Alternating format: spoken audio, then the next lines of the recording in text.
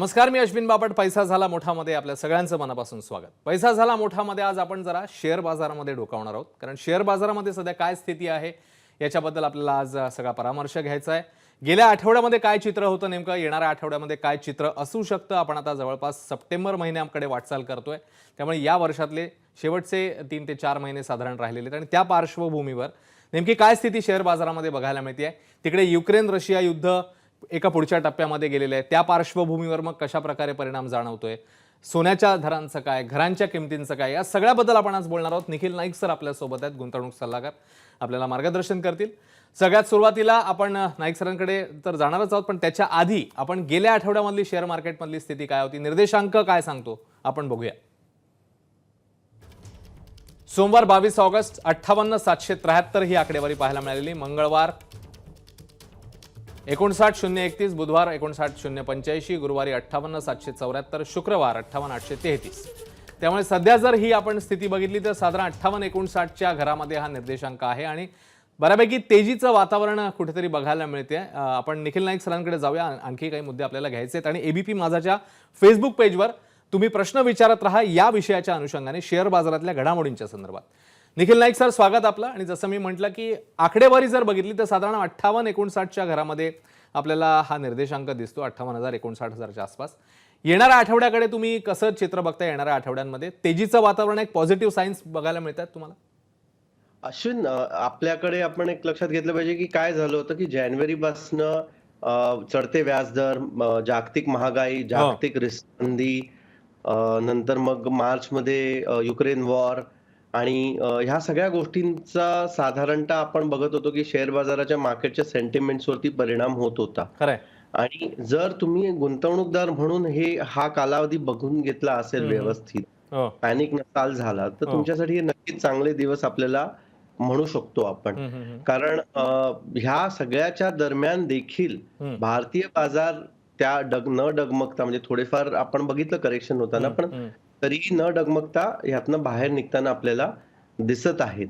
आणि असं सांगितलं गेलं होतं की आता जागतिक मंदी येईल तर त्याचा भारताला फटका बसेल, US मधले वाढते व्याजदर त्यामुळे भारताला फटका बसेल. पण आपण लक्षात घेतलं पाहिजे होतं की जेव्हा व्याजदर कमी झाले होते, तर तेवढे जागतिक बाजारपेठेत जेवढे व्याजदर कमी झाले होते तेवढ्या मोठ्या प्रमाणात भारतामध्ये होताना आपण बघितले नव्हते. अग्रेसिव्हली आपल्या बँकांनी व्याजदर एवढे कट केले नव्हते कम्पेअर्ड टू परदेशी बँकांमध्ये किंवा परदेशी मध्ये.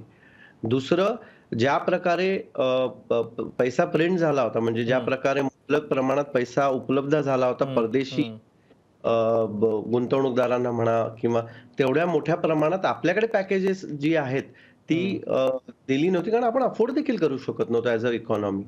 तर ह्या दोन्हीमुळे मला असं वाटतं की आपण रिसेशन म्हणा, मंदी म्हणा पासून दूर राहिलो आहोत आणि त्याचा परिणाम आता आपल्याला शेअर बाजारावरती परत होताना दिसतोय की थोडं कुठेतरी पॉझिटिव्ह वातावरण परत येताना दिसतंय. आता जर मी म्हणेन तर गेल्या 3-6 महिन्यामध्ये बऱ्यापैकी जे सट्टा बाजार म्हणा किंवा क्विक गेन साठी येत होते त्यांचा नक्कीच भ्रमनिरास झालेला आपण बघतो आहोत. आणि ही एक चांगली गोष्ट असते लॉंग टर्म गुंतवणूकदारांच्या दृष्टीने. खरंय. तेव्हा जसं निखिल नाईक सरांनी सांगितलं की लॉंग टर्मच्या दृष्टिकोनातून सध्या खूप चांगल्या गोष्टी किंवा पॉझिटिव्ह सायन्स, एक सकारात्मक चित्र आपल्याला बघायला मिळतंय. आपण पुढे जाऊया आणि पहिला मुद्दा बघूया आणि त्यावर सरांची कमेंट घेऊया.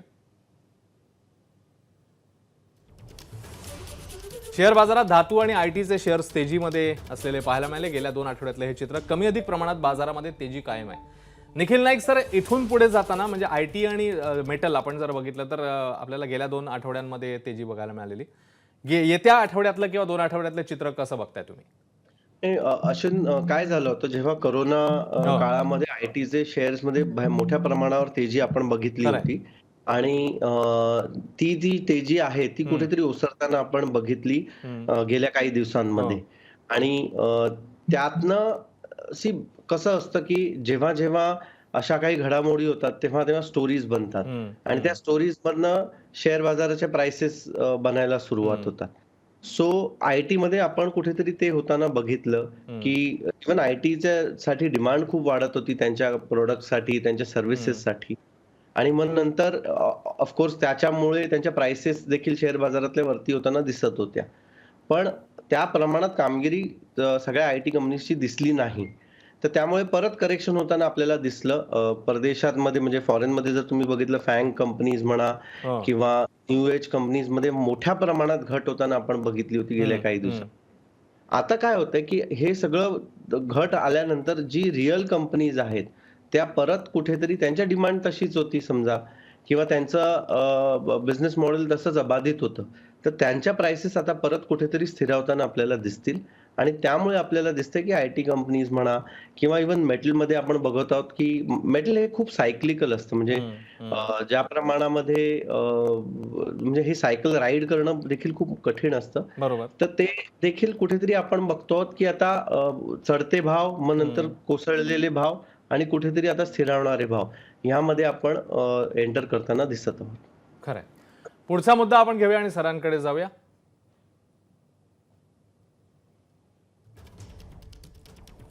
बँकांच्या शेअर्समधली तेजी नेमकं काय सांगते हे आपण आता जाणून घेणार आहोत. आयसीआयसीआय, एसबीआय सारख्या बँकांमधल्या गुंतवणूकदारांना गेल्या काही काळामध्ये अच्छे दिन आल्याचं बघायला मिळालं होतं. निखिल नाईक सर, बँकांचा विचार केल्यास तुम्ही कसं इथून पुढे भविष्य बघताय?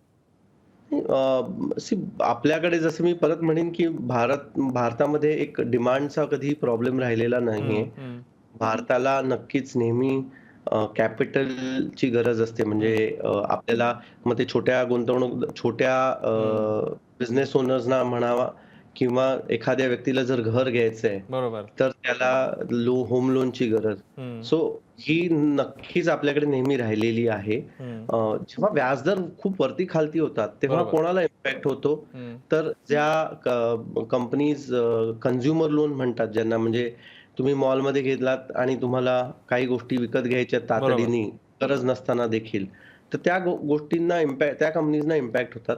मात्र आपल्या कडच्या ज्या बँक्स आहेत, हो, तर त्यांचं तर आपण बघितलं तर 2/3 जे इन्कम आहे, हो. म्हणजे आपण काय होतं बघा बँकांमध्ये अश्विन, की आपण जेव्हा पैसे ठेवतो ते सेव्हिंग अकाउंटमध्ये हं, ठेवतो हं, किंवा फिक्स्ड डिपॉझिटमध्ये हं. ठेवतो. त्यावरचा व्याजदर आपला मोर ऑर लेस कायम असतो, बरोबर. स्थिर असतो. पण जेव्हा आपण लोन घेत असतो हं, बँकांकडनं, तर ते जे लोन असतं त्याचं व्याजदर व्हेरिएबल हं, असतो. हं. आज काय होतंय, की समजा मी होम लोन 6.75 6.5% घेतलं असेल एका वेळेला गेल्या 2-1.5 वर्षात. हो, आज त्याचा लोनचा मार्जिन परत बँकांचा वाढायला सुरुवात झाला आहे. खरंय. व्याजदर वाढल्यामुळे. हं, मात्र माझं सेव्हिंग एफ-डी किंवा त्याचा रेट चेंज होत नाहीये. हं, त्यामुळे हं, बँकांमध्ये नक्कीच प्रॉफिटेबिलिटी आपल्याला इम्प्रूव्ह होताना दिसते. हं, हं, गेल्या काही वर्षांमध्ये आपण बघितलं, की बँकांच्या बॅलन्स शीट्स देखील क्लीन झाल्या आहेत. हं. सो आपण बघितलं कोरोनासारख्या काळामध्ये देखील बँकांना त्या दृष्टीने ज्या ज्या प्रकारे हं. ट्रबल होऊ शकेल तसं होताना दिसलं नाही. सो नक्कीच त्याच्यामुळे आपण कुठेतरी त्याच्यामध्ये इम्प्रूव्हमेंट बघतो आहोत. खरंय. पुढे जाताना आपण आणखी मुद्दे बघायचे आहेत, पण सर प्रश्न यायला लागलेला आपल्याला फेसबुक पेजवर एबीपी माझाच्या. आनंद निश्चल असं विचारतायत, की आपण बँकिंग शेअरमध्ये आता आपल्याला योगायोगाने बँकेचाच मुद्दा घेतलेला होता. तर बँकिंग शेअरमध्ये सध्या कुठे गुंतवणूक करणं योग्य राहील? बहुधा एक ओव्हरऑल त्यांना पिक्चर विचारायचं असावं, की बँकिंग क्षेत्राचा विचार केला तर कुठे गुंतवणूक करायची?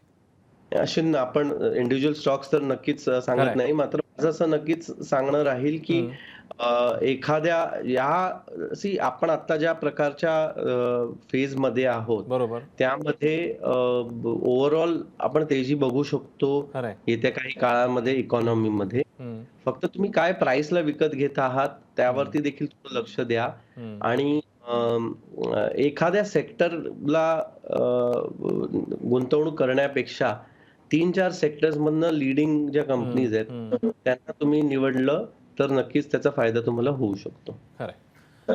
आणखी काही मुद्दे आपल्याला बघायचे आहेत. आपण पुढच्या मुद्द्याकडे वळणार आहोत आणि मग पुढे जाणार आहोत. आठवड्याभरापूर्वी कच्च्या तेलाच्या किमती घटलेल्या बघायला मिळालेलं होतं. रशिया युक्रेन युद्धाचा किती परिणाम एकूणातच आपल्याला बघायला मिळतो ते आपण नाईक सरांकडनं जाणून घेऊ. नाईक सर, रशिया युक्रेन युद्धाची स्थिती आपण बघितलेली होती, की थोडंसं वरखाली होत होतं. परवा परत एक बातमी आलेली होती, की एक मोठा हल्ला कदाचित होऊ शकतो युक्रेनवर. या सगळ्या पार्श्वभूमीवर कच्च्या तेलांच्या किमतींमधला चढ उतार आणि येणारा काळ जर विचारात घेतला आपण, तर तुम्ही काय चित्र बघताय एकूणात तेलांच्या बाबतीत?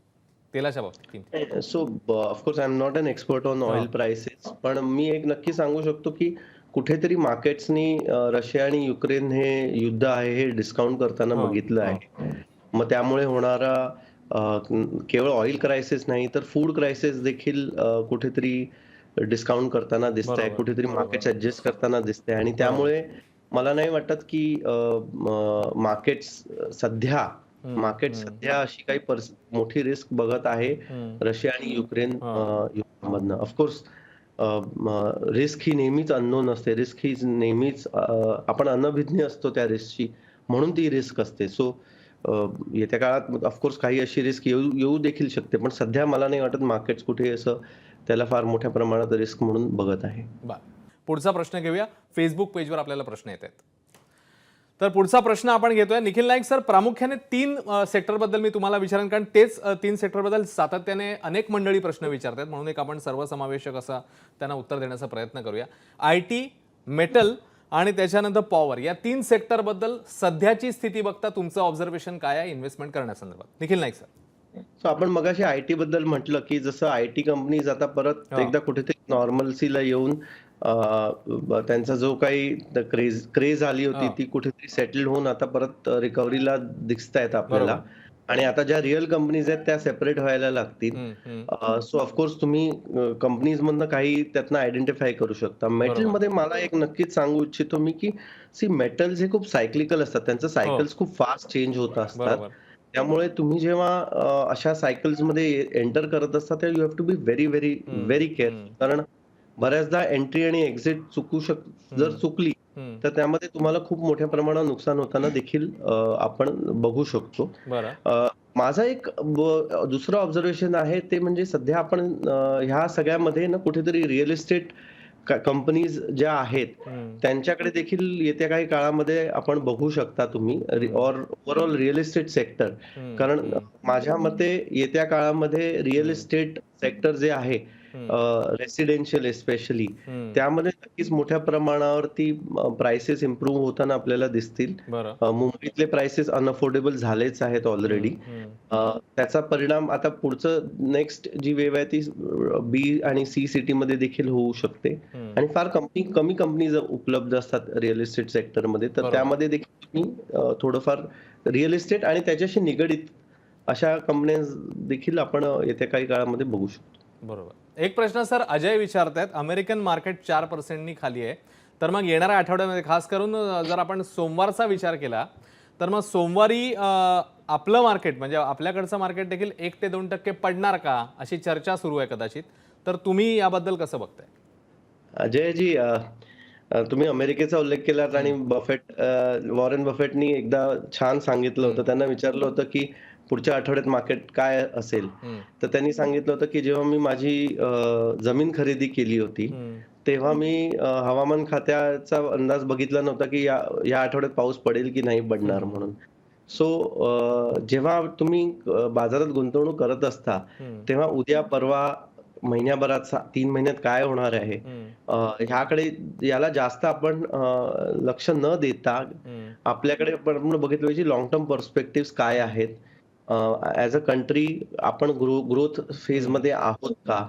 आणि ज्या कंपनीज तुम्ही विकत घेत आहात हं, आणि हे सगळ्यात महत्त्वाचं आहे, की ज्या कंपनीज तुम्ही विकत घेत आहात त्या हं, प्रॉफिटेबल आहेत का? त्या कॅश प्रॉफिट कमवत आहेत का? हं, हं, ह्या 2 गोष्टींकडेच आणि तुम्ही योग्य ती किंमत देत आहात का? हं, हं. या 2-3 गोष्टी जर तुम्ही लक्ष दिलं तर सोमवारी मार्केट्स कदाचित 2% खालती येतील, कदाचित हं. 2% वरती ओपन होतील. बरं, पण 3 ते 5 वर्षात तुम्हाला त्याचा काही फरक पडणार नाही. बरं. रवींद्र भोजने सर असं विचारतायत, की त्यांना ब्रोकरकडनं कॉल येतायत, की काही शेअर्स तुम्हाला विकणं गरजेचं आहे. याचं कारण येणाऱ्या काळामध्ये मार्केट क्रॅश होणार आहे असं त्यांच्या ब्रोकरकडनं त्यांना कॉल येतोय असं ते म्हणतायत. तर मग यावर विश्वास ठेवायचा का मुळात आणि मग तशी पावलं टाकायची का? ऑफकोर्स ब्रोकर किंवा तुमचा जो ॲडवायझर आहे त्याचा पास्ट ट्रॅक रेकॉर्ड काय राहिला आहे ह्यावरती बऱ्याचशा गोष्टी डिपेंड करतात. आणि दुसरं म्हणजे शेअर बाजारामध्ये जेव्हा तुम्ही गुंतवणूक करत असता तेव्हा तुम्हाला स्वतःचा थोडासा अभ्यास करणं देखील आवश्यक आहे. मी परत म्हणेन, की तुम्ही ज्या कंपनीज विकत घेतल्या आहेत, त्या प्रॉफिटेबल आहेत का? त्या तुम्ही काय प्राइसला घेतल्या आहेत हम्म, आणि त्यामध्ये एक तुम्ही अगदी सोपं असं बघू शकता की जेव्हा तुम्ही त्याचा पीई काय आहे म्हणजे ₹1 कमवण्यासाठी तुम्हाला काय प्राइस द्यावी लागते आहे, हम्म, हे जर तुम्ही बघितलं हम्म. आणि त्या जर रिझनेबल प्राइसला असतील, तर तुम्ही शेअर बाजाराच्या चढाओढीकडे चढ उताराकडे जास्त लक्ष देण्याची गरज नाही, असं माझं मत आहे.